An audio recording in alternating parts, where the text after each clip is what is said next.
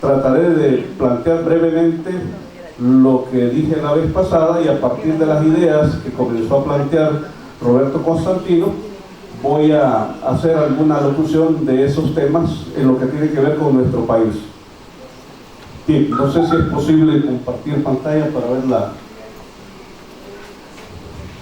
Yo los escucho ahora sí, no sé si me oye.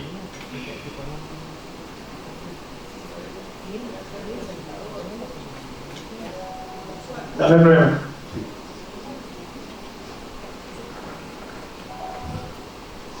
No sé si sigo, Pamela.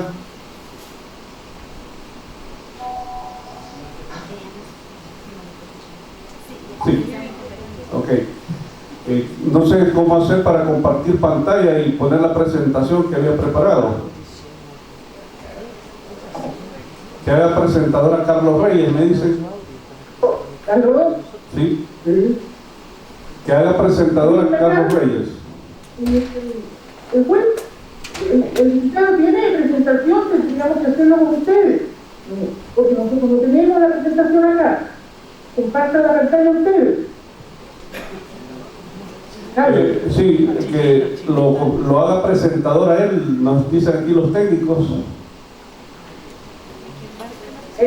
No, hazte presentador tú, Carlos. Hazte presentador tú y tú presentas la presentación.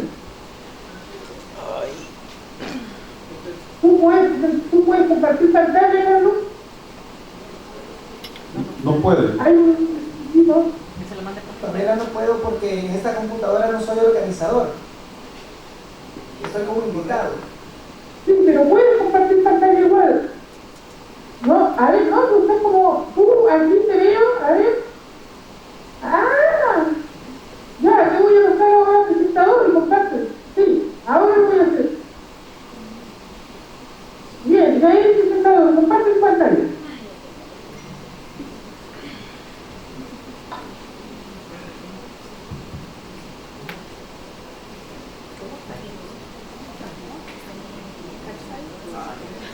Muy bien. Bueno, reitero mis disculpas porque básicamente la presentación que traigo es muy similar a lo que el 16 de diciembre recién pasado me pidieron y con gusto he aceptado porque recién ayer por la tarde me invitaron nuevamente y me dijeron que iba a ser el tema el mismo, pero en la programación veo que es un poco distinto, pero escuchando la primera parte de Roberto Constantino trataré de hacer alguna adecuación en ese tema. Bien, en primer lugar, yo además tengo solo 15 minutos, ¿verdad? Iré corriendo. En primer lugar, quiero decir que la conclusión de mi ponencia, de mi disertación, es que El Salvador está lejos de alcanzar un estándar mínimo de respeto de los derechos de las personas con discapacidad. Dicho de otro modo, El Salvador como Estado viola con su normativa interna y con sus prácticas institucionales los derechos de las personas con discapacidad en El Salvador. Brevemente, ¿por qué esa es mi conclusión? Y por qué no hemos llegado en un litigio estratégico a establecer a través de los procesos judiciales y a través de estas iniciativas en los procesos específicos de personas con discapacidad a generar este cambio de estructura. En primer lugar, creo que el primer inconveniente ha sido la ley.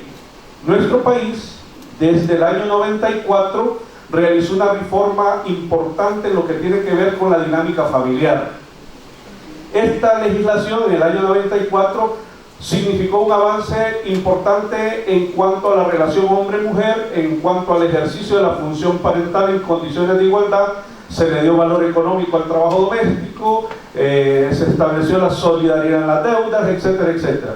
Sin embargo, esta reforma importante en el año 94 no significó un cambio importante en lo que se refiere a las personas con discapacidad, en lo que se refiere a las personas de la diversidad sexual, en lo que se refiere a la niñez y adolescencia y en lo que se refiere a las personas adultas mayores. ¿Cuál fue la regla en estos temas? Bueno, la regla fue que seguimos con un modelo tutelar en el tema de personas con discapacidad seguimos con un modelo médico o sustitutivo de la voluntad. A pesar de esa realidad, desde el año 94 empezó este país a suscribir una serie de tratados internacionales sobre derechos humanos. Se aprobaron o se suscribieron y ratificaron algunos convenios de la Haya, el de adopción, el de sustracción internacional. También hemos suscrito y ratificado la Convención sobre Personas con Discapacidad. El tema no es de aprobación de tratados, el tema es de si en realidad ratificar, suscribir un tratado en El Salvador ha significado un cambio importante en la vida de estas personas integrantes de la realidad familiar que viven en condiciones de vulnerabilidad. Y en ese sentido, lo que hemos observado es que, o más bien nos hemos preguntado, ¿qué significa en El Salvador suscribir y aprobar un tratado? Desde el punto meramente formal significa, de acuerdo al artículo 144 de nuestra Constitución, significa que se convierte el tratado en ley de la República por encima de la ley ordinaria, pero debajo de la Constitución.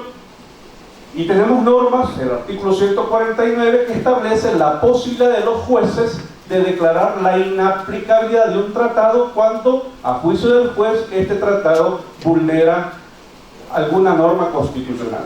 ¿Cómo se ha interpretado esta norma constitucional? Algunos creemos que se refiere a tratados de otro tipo de naturaleza, comerciales, de Estado a Estado, pero que no se refiere a tratados sobre derechos humanos, porque eso significaría simplemente vulnerar, violar la dignidad del ser humano. Entonces, en ese sentido, creo que es importante el avance en suscribir y ratificar el tratado, pero que es básicamente un fracaso, es algo que desmoraliza, que genera desesperanza, el hecho de que constatemos que en El Salvador el tratado no forma parte importante de la solución de los casos.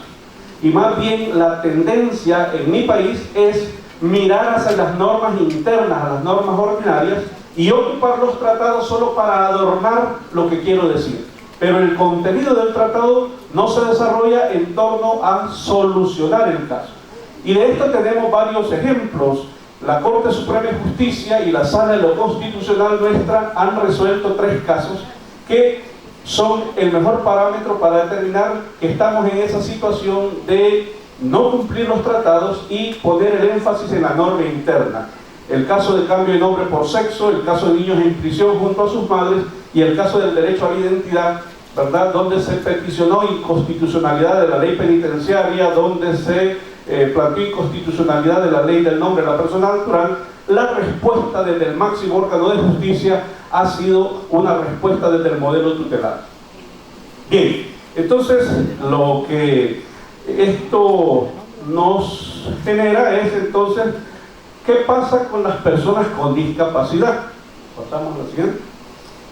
¿Cuál es la posición en el ordenamiento jurídico de la Convención? En primer lugar, es ley de la República. ¿Y eso qué quiere decir? Bueno, que es obligación para personas e instituciones aplicar sus contenidos en la dinámica institucional, en la vida sociofamiliar, en el respeto de los derechos de estas personas. Han pasado un poco más de 9 años de implementación y la pregunta ¿es un tiempo razonable para decir que el Estado salvadoreño ha tenido como ese espacio de tiempo para ponerse a tono con lo que dice la Convención? Mi conclusión es que estamos muy lejos de esa realidad y que más bien vamos para atrás, vamos retrocediendo. ¿Por qué?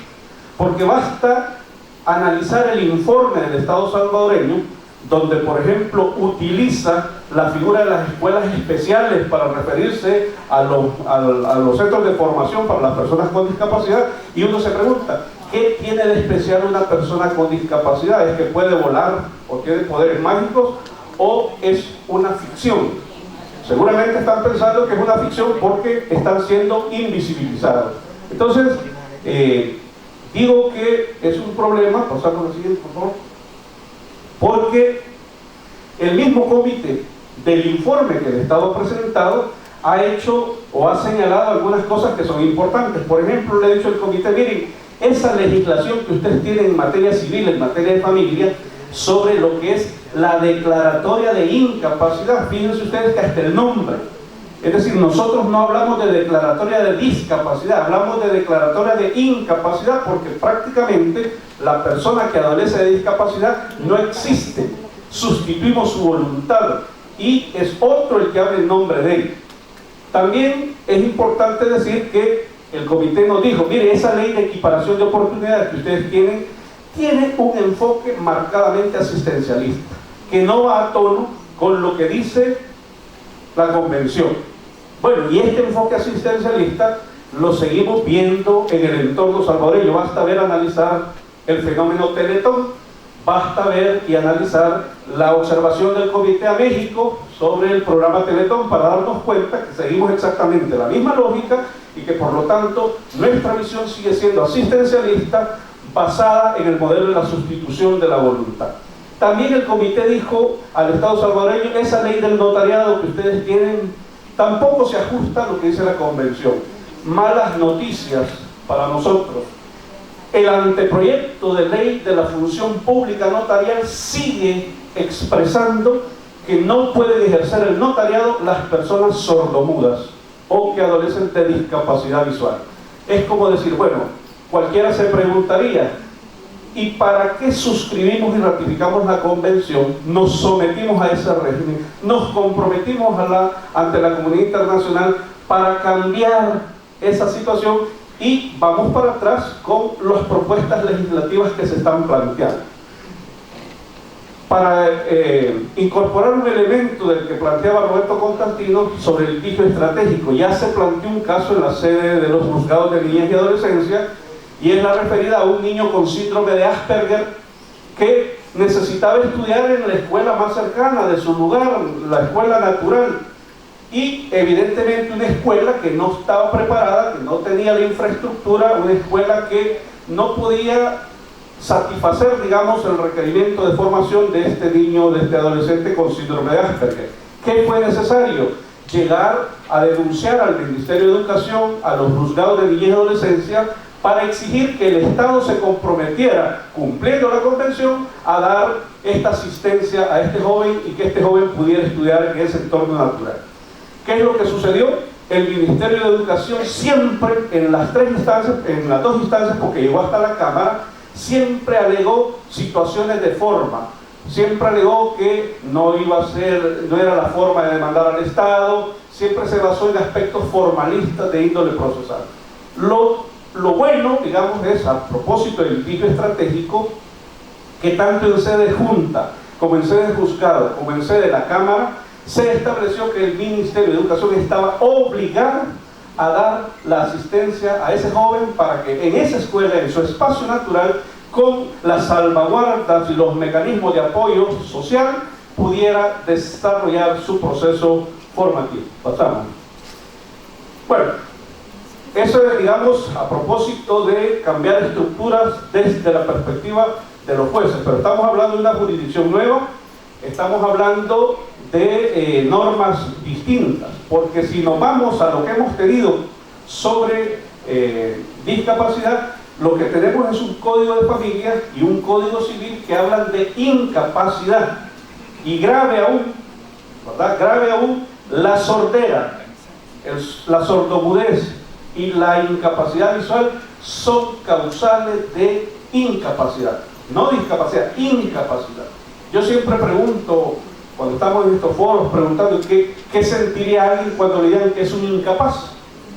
Cualquiera dice, mire, sentirme inútil, sentirme que no puedo hacer nada. Hasta en el vocabulario, el lenguaje es importante porque el lenguaje nos ayuda a nominar la realidad. Con el lenguaje aprendemos la realidad y por eso es importante un cambio que no solo desde luego sea semántico, sino que también logre impactar las instituciones nuestras. Entonces, la regulación que hoy tenemos es una regulación tutelar, es una regulación que habla de incapacidad, que no está a tono a lo que dice la convención de la que estamos en este día hablando.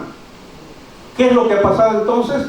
Que en El Salvador seguimos con el modelo médico sustitutivo de la voluntad y que seguimos poniendo el énfasis, el problema de la discapacidad lo seguimos poniendo en la persona.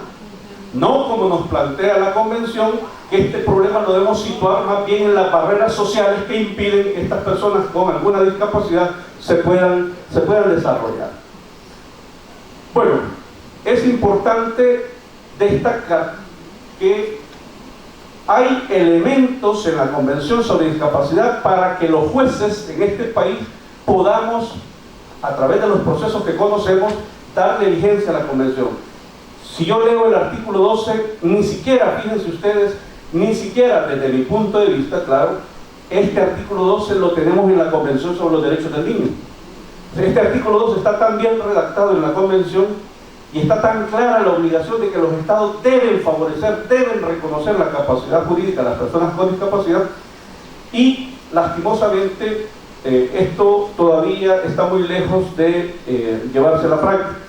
El único caso que hemos tenido en sede de niñez y adolescencia, como les digo, una persona con síndrome de Asperger, se resolvió favorable, pero ha sido el único. Recientemente, y a propósito de este tema, el litigio estratégico, ayer conversaba con unos alumnos de una universidad que están generando el análisis de un tema de cómo se abordan las discapacidades mentales, las discapacidades que tienen que ver con producto de adicciones, con niñez y adolescencia, y es triste ver que no hay una respuesta adecuada y que más bien la respuesta sigue la lógica del modelo tutelar, de un modelo que no dota de recursos, de mecanismos de apoyo sociofamiliar a estas personas para que se puedan desarrollar. Pasamos. Sigamos. Entonces, yo quiero, solo tengo 3 minutos, ¿verdad?, destacar que la capacidad jurídica, lo que dice el artículo 2, es la puerta para el ejercicio de los derechos de las personas con discapacidad. Y si no la abrimos, difícilmente vamos a decir que como Estado estamos trabajando, estamos cumpliendo la Convención. Entonces yo sostengo, soy funcionario judicial y lo debo decir así, sostengo que vamos en retroceso en El Salvador. En El Salvador estamos en un franco proceso de retroceso en el reconocimiento de derechos. Se acaba de aprobar una ley de adopción que es un retroceso de derechos de la niñez. Estamos suscribiendo una Convención sobre Discapacidad donde no tenemos capacidad de cumplir el artículo 12 y seguimos con un modelo que ya el comité nos ha dicho es un modelo que viola la Convención, es un modelo que ya no debería estar vigente porque según la Constitución de ustedes esa Convención es ley de la República y está por encima del Código de Familia, pero los jueces de familia siguen diligenciando diligencias de declaratoria de discapacidad. Entonces, de incapacidad, perdón. Mi conclusión, así algo atropellado, me disculparán, pero no lo tenía presupuestado de esa manera, es afirmar que El Salvador actúa en la ilegalidad en el tema de personas con discapacidad, que el enfoque es médico, asistencialista, sustitutivo de la voluntad, que esa visión clásica del derecho en familia hace que haya un enfoque eufemístico del contenido de los tratados internacionales de derechos humanos. Hay estancamiento, hay retroceso. No estamos en la lógica desde el Estado salvadoreño de entender que los tratados internacionales sobre derechos humanos son leyes de la República y que estamos obligados a cumplir. Estamos en la idea de ignorar los tratados y seguir aplicando legislación ordinaria clásica basada en modelos desajustados, desfasados, que no satisfacen los derechos de estas personas que necesitamos atender. Es un tema importante que en la Convención se hable de que los Estados deben reconocer la capacidad. Repito, no lo tenemos así de claro en la Convención sobre los Derechos del Niño, ni en la Argentina misma. Por eso no se entiende por qué hay tanta dificultad institucional para cumplir con esto. Agradece uno, como funcionario, que el informe que el Estado salvadoreño presentó en el tema de discapacidad se le haya dado difusión, porque le soy honesto, de los 4 o 5 informes que ya deberían estar referidos a la Convención sobre los Derechos del Niño, no conozco ni uno, ¿verdad? Por lo menos este lo conocemos y sabemos que el Estado, en su respuesta, muy sinceramente, revela que sigue actuando en el modelo tutelar. Pero bueno, también es importante preguntarnos, entonces, ¿qué hay que hacer? Nos quedamos de brazos cruzados, ¿qué hay que hacer? Mi respuesta es que esto solo será posible, la solución de esto, los cambios, en la medida que cada quien, desde la posición que tiene, desde la función concreta que realice, comience a hacer suyo estos preceptos y comience a aplicarlos. Porque esperar que de arriba, que de los órganos de decisión vengan los cambios, es desesperanzador, nunca va a suceder, y por lo tanto la invitación es que a cada quien de nosotros, desde la posición concreta que le toca desempeñar, empiece a apropiarse de estos conceptos y empiece en lo que puede a generar este tipo de cambios. Esa es la tarea que hemos asumido y esa es la tarea que a la larga, espero yo, en un tiempo corto, nos dé la posibilidad de estar diciendo hemos avanzado en el tema del respeto de los derechos de las personas con discapacidad. Muchas gracias.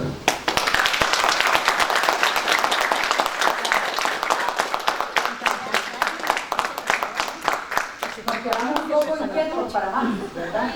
Pero es una buena vitamina que nos ha dado el licenciado Alex Marroquín para lo que decíamos antes, empoderarnos y con propiedad defender derechos.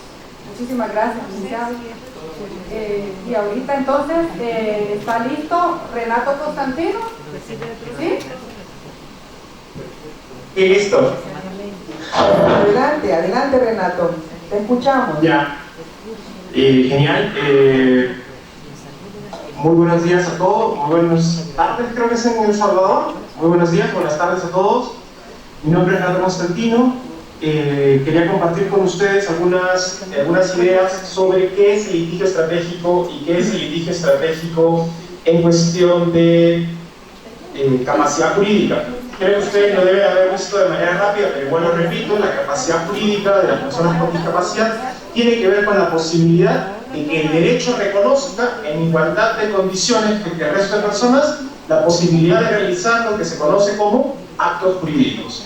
Y en tanto pueden realizar actos jurídicos, pueden casarse, contratar, decidir sobre su cuerpo, decidir qué métodos anticonceptivos utilizan, decidir someterse a una cirugía, decidir si quieren o no ser internados en un hospital psiquiátrico, decidir adoptar o no adoptar, decidir contratar un celular, realizar una hipoteca, pedir un préstamo hipotecario, etc. Todas estas cosas son las que la capacidad jurídica nos permite. Usualmente en los términos del derecho romano germánico que ha llegado a América Latina se le conoce como capacidad de ejercicio.